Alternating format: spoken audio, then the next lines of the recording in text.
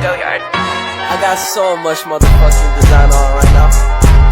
Break it down, bring it back, make it clap. I got 3 old thoughts, new guap, wear that thing. Bitches on my line, and you know they come strapped. Hold up, what it not, 45, scope it cash like whoa.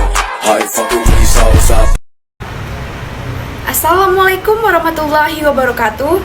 Halo teman-teman, kembali lagi dengan saya Lucy Dwi Lestari dengan NPM A1J022025 dari Prodi Pendidikan Nonformal kelas 2A dengan dosen pengampu Bapak Dr. Muhammad Kristiawan MPD.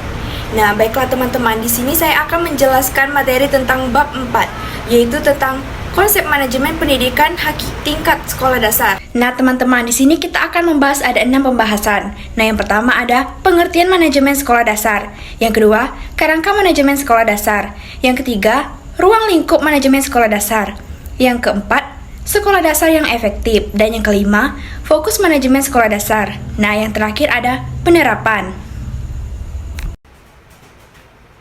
Nah, teman-teman, yang pertama kita akan membahas tentang manajemen sekolah dasar. Nah, sebelumnya kalian di sini tahu nggak sih apa itu manajemen sekolah dasar? Nah, yuk langsung saja kita simak video berikut. Baiklah, langsung saja ya. Sekolah dasar adalah sebuah organisasi sosial yang mempunyai tujuan yang telah ditetapkan.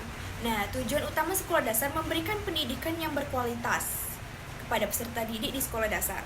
Nah, selanjutnya di sini ada manajemen sekolah dasar merupakan kegiatan mengelola atau mengatur sekolah dasar. Dengan kata lain, manajemen sekolah dasar berarti penggunaan orang-orang dan sumber daya yang lain untuk mencapai tujuan sekolah dasar tersebut. Selanjutnya kita akan membahas yang bagian B, yaitu kerangka manajemen sekolah dasar. Nah, apa sih kerangka manajemen sekolah dasar itu? Nah, kerangka manajemen untuk sekolah dasar harus meliputi pernyataan ekspresi mengenai kewajiban dan tanggung jawab semua pegawai sehubungan dengan manajemen pembelajaran siswa dan kurikulum. Nah, di sini ada kerangka manajemen sekolah dasar terbagi menjadi 7. Yang pertama yaitu jadwal dan prosedur untuk perencanaan anggaran tahunan sekolah. Yang kedua, peran sekolah di dalam penyusunan anggaran tahunan. Nah, yang ketiga ada laporan yang diinginkan pemerintah dari kepala sekolah mengenai kinerja sekolah secara umum dan pengeluaran anggaran. Yang keempat, wewenang yang diselenggarakan kepala sekolah.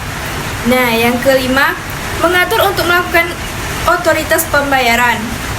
Nah, yang keenam, menyetujui prosedur untuk mengisi kekosongan pegawai. Dan yang terakhir, mengatur manajemen pada saat ketidakhadiran kepala sekolah. Nah, selanjutnya kita akan membahas ruang lingkup manajemen sekolah dasar. Nah, ruang lingkup manajemen sekolah dasar ini meliputi elemen-elemen perencanaan, penganggaran, pengorganisasian, pengarahan, pengordinasian, pembuatan keputusan, evaluasi, serta kegiatan-kegiatan dan program-program. Nah, selanjutnya ada sekolah dasar yang efektif. Nah, sekolah dasar yang efektif ini merupakan sekolah yang memenuhi kebutuhan yang didefinisikan secara lokal dari sumber daya yang ada dan menjamin bahwa siswanya datang secara teratur dan memiliki hasil tes yang baik. Nah, di sini ada pun karakteristik sekolah dasar yang baik. Yang pertama yaitu kepemimpinan kepala sekolah yang memiliki tujuan. Yang kedua, keterlibatan kepala sekolah. Yang ketiga ada keterlibatan pegawai, kemajuan di dalam kegiatan pengajaran. Yang ketiga, keterlibatan pegawai sekolah di dalam perencanaan. Yang keempat, konsisten, keberlanjutan, dan kemajuan di dalam kegiatan pengajaran. Yang kelima, pendekatan pengajaran yang telah struktur. Yang keenam, pengajaran yang menantang secara intelektual. Yang ketujuh, lingkungan yang berpusat pada pekerjaan dan iklim kerja yang positif.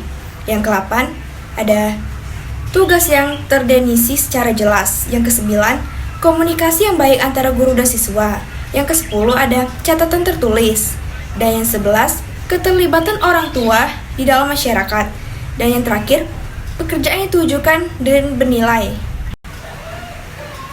Baiklah, selanjutnya kita akan membahas yang E, yaitu fokus manajemen sekolah dasar.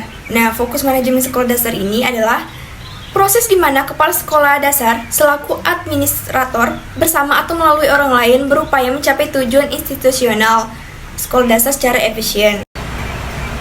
Nah, di sini selanjutnya ada pembahasan yang terakhir ya, yang mengenai penerapan. Nah, di sini ada 5 hal yang harus ditetapkan untuk meningkatkan mutu lembaga pendidikan. Yang pertama yaitu pengembangan dan perbaikan kurikulum berbasis kompetensi. Yang kedua, memperhatikan kondisi kebutuhan-kebutuhan siswa dan masyarakat. Yang ketiga ada siswa evaluasi yang ada hendaknya dirancang dengan berbasis keahlian peserta didik. Nah, di sini yang keempat ada perbaikan sarana dan prasarana pendidikan. Yang kelima ada menambah intensitas pelaksanaan pelatihan. Nah, adapun di sini menurut Umaidi ada dua faktor penyebab perbaikan mutu selama ini tidak berjalan dengan lancar, yaitu yang pertama ada strategi pembangunan pendidikan masih lebih besar pada input oriented. Nah, hal ini berarti paradigma yang dijalankan pemimpin lembaga pendidikan terlalu berstandar pada asumsi bahwa bila mana semua input pendidikan telah dipenuhi, maka akan menghasilkan output atau keluaran yang bermutu. Nah, yang kedua ada pengelolaan pendidikan selama ini masih bersifat macro oriented, diatur oleh jajaran birokrasi di tingkat pusat. Nah, akibatnya banyak faktor yang diproyeksikan di tingkat makro tidak terjadi atau tidak berjalan di tingkat mikro. Nah, teman-teman, demikianlah materi yang saya sampaikan pada video kali ini. Saya ucapkan terima kasih. Wassalamualaikum warahmatullahi wabarakatuh.